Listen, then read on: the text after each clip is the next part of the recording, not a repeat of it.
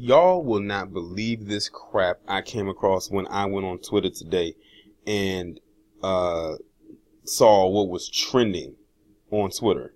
So apparently, the Surviving R. Kelly documentary, or whatever you want to call it, wasn't enough for Lifetime. They now have a follow-up that's going to be airing Saturday, May 4th, called Surviving R. Kelly: The Impact.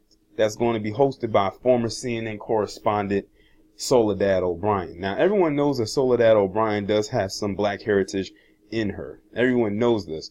But isn't it amazing they continue to use people like her, or black women in general, when it comes to taking that jab at a black man? Now, granted, again, I always have to say this as a disclaimer. This is not me defending R. Kelly. But we know a money grab when we see one. And that's exactly what Lifetime is doing right now. If you didn't know, I think Lifetime is owned by the mouse, aka Disney. This is all a money grab. And I think everybody with two eyes and a functioning brain can see and know that's what it is. When I saw this, I said, oh, here we go. And I know what they're doing. If y'all watch the latest video one of the most recent videos I just did, Harvey Weinstein's trial just got delayed again for the umpteenth time from June to September.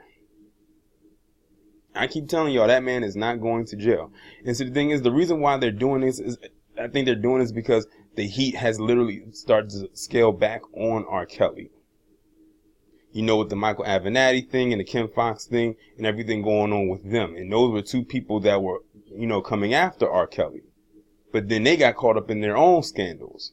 And the heat came onto them. So now they have to find a way to throw it back on R. Kelly. Like, how many people do you know have a docuseries, quote unquote, that had two in the same year? One in the beginning of the year and one in the middle part of the year. That's not even 6 months. From January to May, that's 5 months. Two within less than half of the year. And they literally used the same exact title, but then just threw the impact behind it.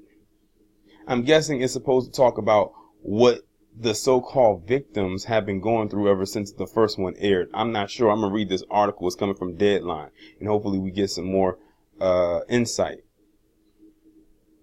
It says Lifetime's explosive docuseries Surviving R. Kelly, which chronicles sexual abuse allegations against singer Robert R. Kelly, changed the Kelly conversation. Now the network has set a 2-hour follow-up special hosted by award-winning journalist Soledad O'Brien. Surviving R. Kelly: The Impact highlights the impact the documentary has had, so it is exactly what I thought it was, on our culture globally, and how it has elevated the conversation on sexual violence and what it means to be a survivor. It's set to premiere Saturday, May 4th at 10 p.m. Eastern Standard Time on Lifetime. Now listen to that last part. How it has elevated the conversation on sexual violence and what it means to be a survivor. How many stories have I done on my channel where you have these white guys going around kidnapping these girls or these women, holding them hostage and doing God knows what with them as if they are Wild Buffalo Bill from Silence of the Lambs? Or let's take it back a few years. Remember that white guy that had them women chained up and held hostage in his basement and got a few of them pregnant, and it was that black guy Charles Ramsey that helped rescue them? And that happened a few years ago. And then there's a host of other stories that have happened before then and between those times, and probably happening right now that have not been reported. Hell, there was some that were not even reported back then. But they said the conversation of sexual violence and what it means to be a survivor. And they're pinning it on R. Kelly, as if he is now the face of sexual violence in trying to so-called survive him. So you have to really pay attention to the wording that they use.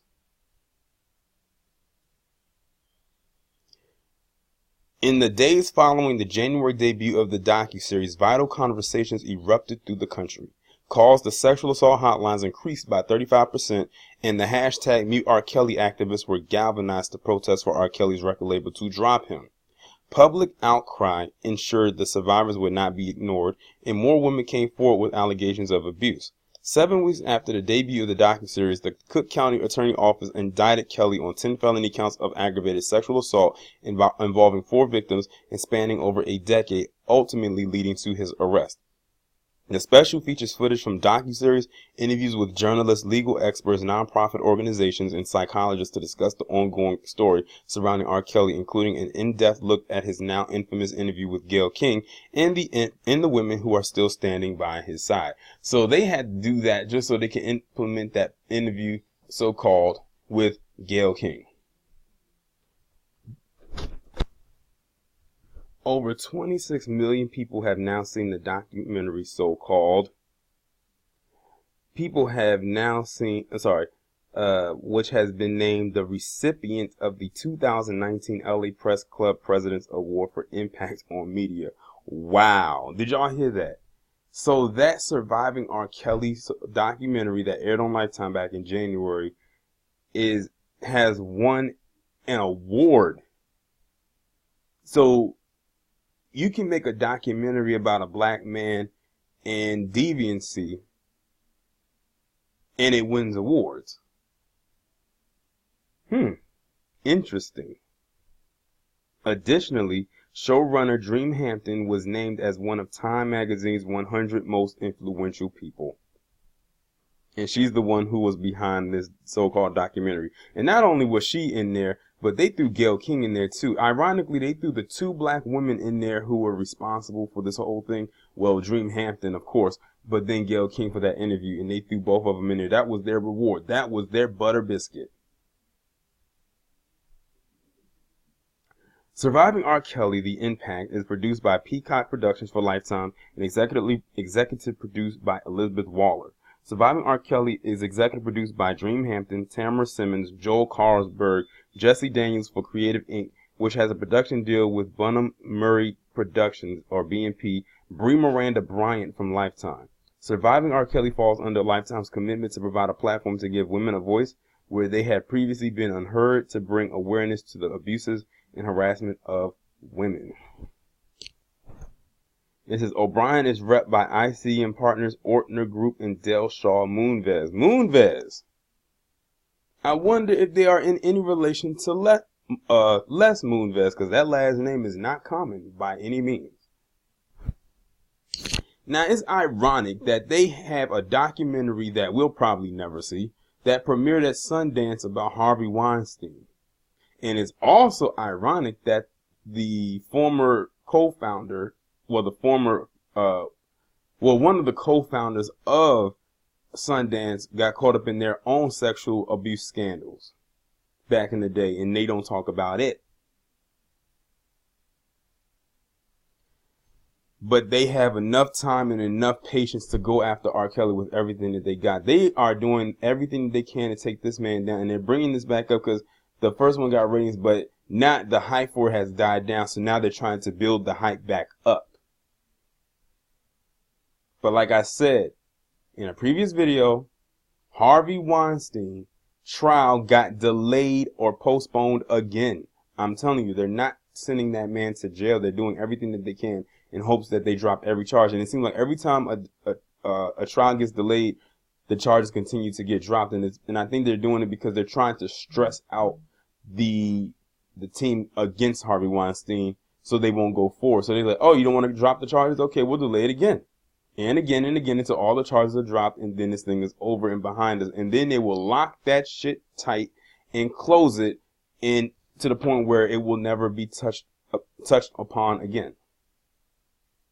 Like I said in that video too, that's what having power looks like. That's what power is, to those of you who don't know. But this is definitely a witch hunt, and it is a money grab. I mean, to have not one but 2 of these in a year, we know what it is. And I'm looking at the comments, and a lot of people actually do agree. They say it's a money grab. It's a waste of time. And I hope that the ratings for this are extremely low. And it's ironic that they promote this the exact week before it's set to air. Now, when that whole Survivor R. Kelly thing came out, that's all they promoted for a good couple of weeks before it aired. They're promoting this exactly a week before it airs.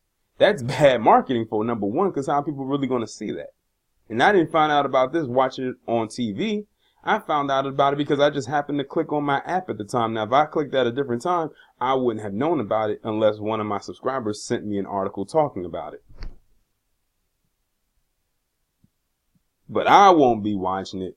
I hope y'all don't watch it either. I didn't watch the Surviving R. Kelly thing. I won't be watching this either, and I hope y'all don't either, because this is pure trash. And Lifetime is literally showing their ass right now. 2 so-called documentaries on a black man in 1 year. And it's crazy because Lifetime is called the Network for Women. And they're using their platform to throw the gauntlet down on a man. A black man at that. All I'm saying is just let the stuff do what it has to do in court. Because let me be real here, and I'm going to be extremely real. A lot of those women are lying their asses off. This is like the whole Bill Cosby thing all over again. A lot of these women are lying their asses off. And if they aren't lying, they are embellishing a lot of their stories. They may have happened somewhat, but they're not happening the way that they're telling it is. They're basically trying to throw a bow on a perfectly wrapped package that has nothing but a bunch of shit inside of it. But yeah, like I said, money grab, that's all it is. They're trying to get money. They're trying to get ratings. People see it for what it is. Everyone who watched the documentary back in January took it for what it was. But for them to come up with a follow-up one, and I'm looking at some of the people that probably watched it back then are like, okay, I'm not watching this shit. I see it for what it is. I know what you're trying to do. And, like me, they're asking where are the docuseries on Harvey Weinstein? And then you got some people that's trying to say, well, they have a documentary on Harvey Weinstein, or they have this. I said, they do, then where the hell is it? I know about that documentary from Sundance, but no one has seen it because they didn't release it. They were too focused on that Michael Jackson one. And a couple weeks before that, R. Kelly on Lifetime. It's no coincidence. And I think this is also to throw cover on something that is that's probably happening behind the scenes. But I'm going to let y'all discuss it down in the comments because I'm curious of what y'all have to say about this. Y'all let me know, and I'll talk to you in the next one.